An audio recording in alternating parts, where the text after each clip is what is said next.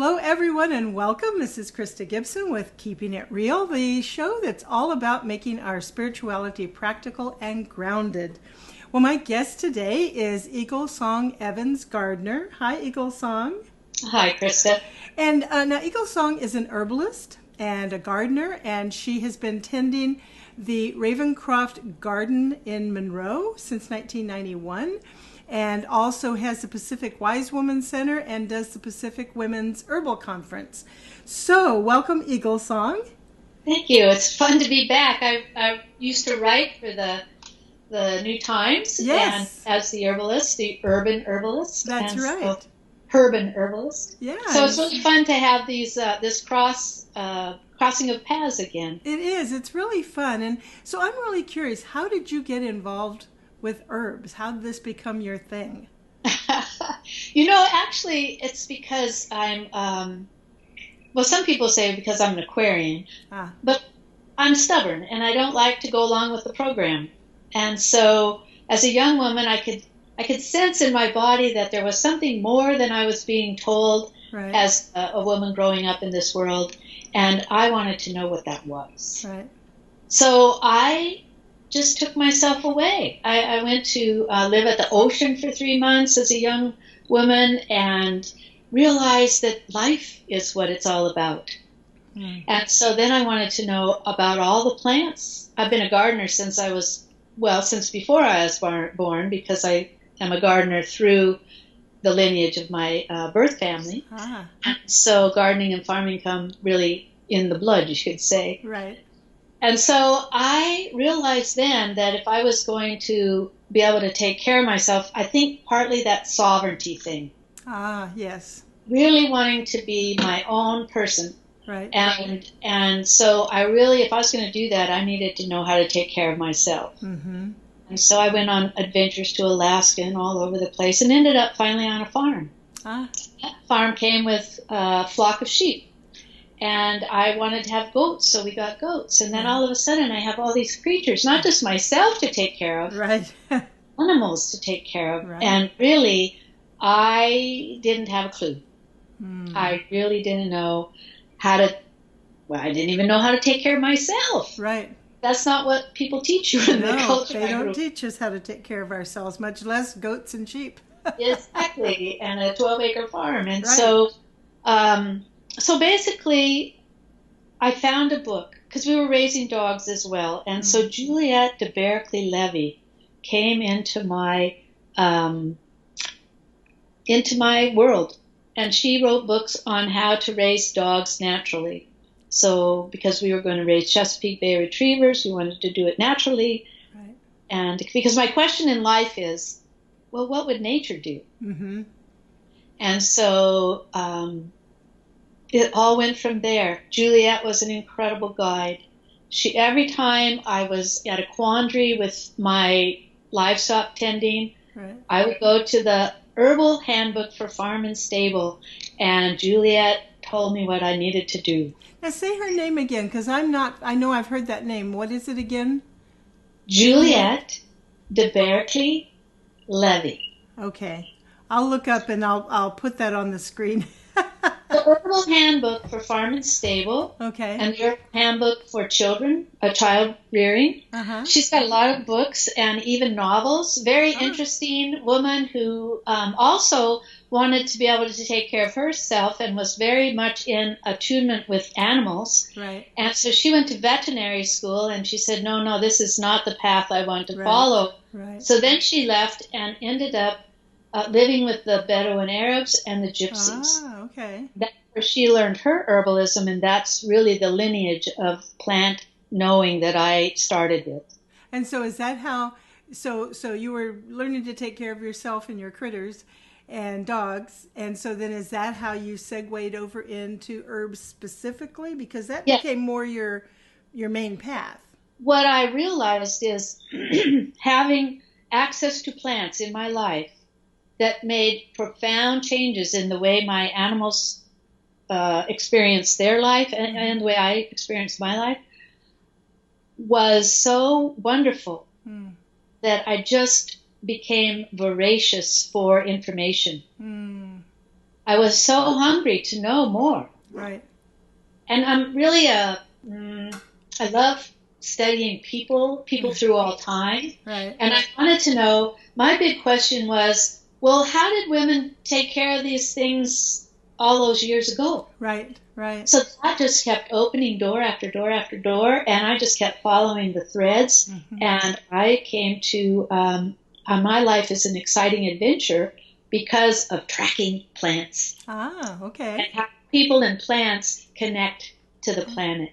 Oh, interesting. Because one of my questions was going to be, why do you think herbs are so powerful? Because clearly they are. But, and is there the thing where if you use herbs that are grown closer to where you live, that's better? I know they say with fruits and vegetables, the closer they grow to you, the better. Is that true of herbs as well? Or does it really matter? But as people who are interested in spirituality, and I'm really interested in spirit, getting as close as possible means to keep it as close as I can to what's alive around me. Right. Is the closest I can come to the breath of life. And it's fun to know what's in my yard, or in my garden. My brother says a yard is where you park trucks. Right. Only refer to this as the garden. Oh, it's so true. So when I step out my my dining room door, there's a dooryard garden. And in that garden, there's food, there's herbs, there's a really nice outdoor cooking space. And so my life started to get shaped around how the plants wanted to be around me and what I wanted my life to look like. So are herbs powerful? Should you only use herbs close to where you're living? Well, I just, I have been a world traveler by learning about plants. And especially plants that we call herbs that actually turn out, if you go back in history, were really the foods of people. And so really learning how to bring those into my life in a way that kept me healthy, kept me vital. I want to live a long time. This is kind of a good ride. Why would I want to leave? So that's really... I can go downtown where I live. There's probably 3 tiendas, Mexican stores, where I can go buy produce. And I have been smitten by hawthorn. 5 countries study in hawthorn. And one of the places that hawthorn's really popular is in all of Latin and South America, Mexico. They have a hawthorn called Crataegus mexicana, which they make a punch out of in the middle of winter. And it's only available during the holiday. Oh, interesting. And they actually get fresh ones downtown where I live. So local, does it count if I go to the tienda and pick up my Crataegus mexicana? I think so, because you know what it does? It allows me to engage people in my community that have their own traditions with plants. Right. And we can have incredible conversations. And I'll tell you what, women always love to share the recipes. Yes, absolutely. So I have a question for you. Let's say somebody is watching this and they really haven't done much with herbs and they kind of get inspired and think, okay, so are there any common, and I use that in quotes because no herb is truly common, but what I mean is where you live. Yeah, or ones that would be good to start with, because whether you're using them or growing them or whatever, are there some ones that are best for a neophyte to start with? I think the best thing to do is to understand, and Juliet really helped me with this, that we need to eat what our bodies need to be successful. Okay, makes sense. And so I live here in the Northwest. So I want to eat plants that grow around me, because my desire when I started teaching herbs was that I would provide people with information that was accessible and that it was accessible to a broad range of people. And so I wanted it accessible. I wanted people to become keepers of herbal wisdom because I want it to go forward. I don't want it to stop, at all. Right. And so the herbs I would start with for me in the Northwest where we live would be nettle, amazing plant to energize, brings energy to the body, really helps the genitourinary tract to fully function. It really is a great plant for stabilizing blood sugar. And the best thing is I can go outside and find it almost anywhere in this area. And it turns out it's a circumpolar, like lives around the planet at this latitude. So it's not just medicine for me in this one little place. It's a medicine that people can find where they're at. And the tradition and lineage of herb work that I do is Northern European. But when you start looking at the world as a latitude and polar circumambulate the whole planet, a lot of the plants at this latitude live all the way around. So this came to me through my blood lineage, my mother and grandmother, but also because it's the accessible medicine. People in China use nettle. People in Japan use nettle. It's just a plant that's everywhere. So right, easily accessible. Yeah. The West Coast folks didn't need it so much, but they used it for fiber. They used that fiber to catch fish. How interesting. To set snares for little animals. They had protein every time the tide went out. Right, right. So they didn't need, because the nettle, and I'm drinking nettle right now, the nettle is so rich in such a wide range of minerals, and it's high in protein. Those are the plants that I look for as a beginning herbalist. We bring people to these plants. Oat straw would be another one. Dandelion, everywhere. Everywhere, right. Yeah. And so these are plants that are easily accessible and very dynamic at bringing vitality and wellness to a person's physical being. So let me ask you, go ahead. You get a lot of fun. My other motto in life, because when I was a child, my brother had polio, so we were a family that had a lot of things going on. And she would just look at me and say, "Go outside and play." So I took that as a life motto. Yes, I'll go outside and play every chance I can. Yeah. No, what I was going to ask you, because I think this is really important, is if somebody is taking some kind of medications that they need, that the doctor has them taking, is it wise to check with your pharmacist or your doctor before you start using herbs? The plants that we start with people are food. Okay. They're dynamic food, they bring vitality, and they may require you to lessen the amount of your medication. But for the most part, they're not causing problems if you were to take whatever you had been prescribed to take. There's not generally. So we start with those kind of herbs. Okay. Learn about the plants. You know what? It's like making friends. If you make friends with a few plants and get comfortable with this idea of plants as medicine, then you can branch out from there. If you wait till you're really sick and you need help, you might choose plants, but you wouldn't have the confidence. Right, of course. So for me, it was a step-by-step process, and what made that process continue was every time I did something, it worked. That'll do it to you, won't it? So what do you offer people? I mean, tell us a little bit about this herbal conference you do, but you do classes. Do you do one-on-one with people? Kind of fill us in on what you do. What do you offer people? Yeah, what I offer people is we do have the Pacific Women's Herbal Conference, and there is a website that's that name, Pacific Women's Herbal Conference.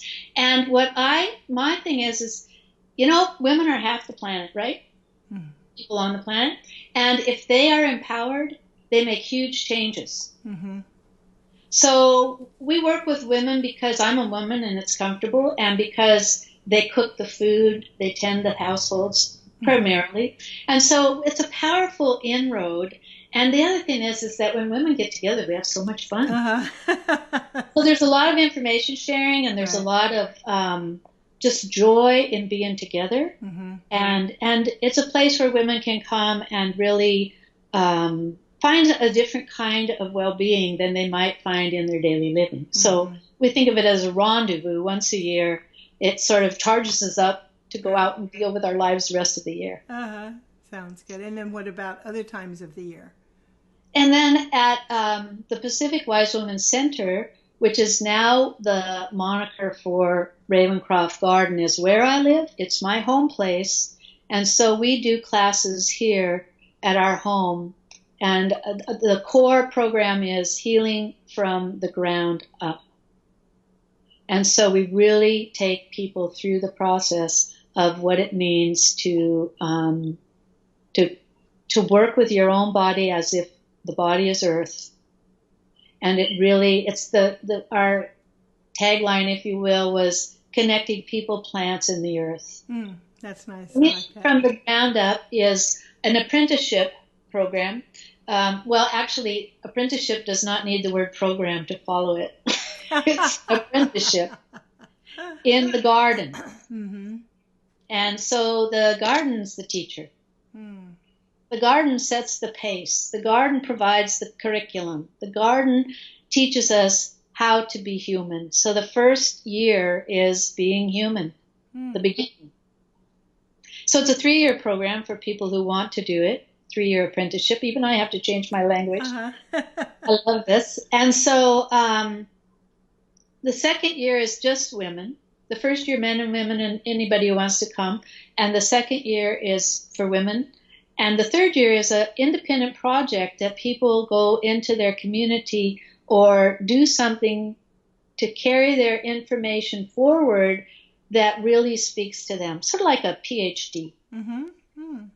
And so then you've got the support network of the Healing from the Ground Up other apprentices, so that as you go out and do your work, and figure out how you could be writing a book, you could be creating your own program, whatever you could do, you have support. So that's the third year. And then we have, that's the main thing. So do you work one-on-one with people, or is it the apprenticeship? But like if somebody wanted to work with you, like let's say somebody was working on some healing issues or whatever, do you do one-on-ones or the school? That isn't my preferred method. Okay. I work one-on-one when you're with me. Gotcha. Once we have a relationship, then there will maybe be some like that. But I don't just have people come in off the street and say they want something, because our practice of herbs is about nourishment. And tonification and building relationship. And so I don't. So it's much deeper. Yeah, I was just curious. So you go much deeper than that, basically. And I'm not saying working on one-on-one isn't deep, but you want to go deeper than that. You want that long-term relationship with people and the earth and the herbs. What we're hoping is that people walk away being part of the planet. Right. Being in themselves, and being a powerful change maker in their world. Or if it isn't what they want to do, at least they have all the skills to take care of themselves. Right. In relationship with Earth. Right.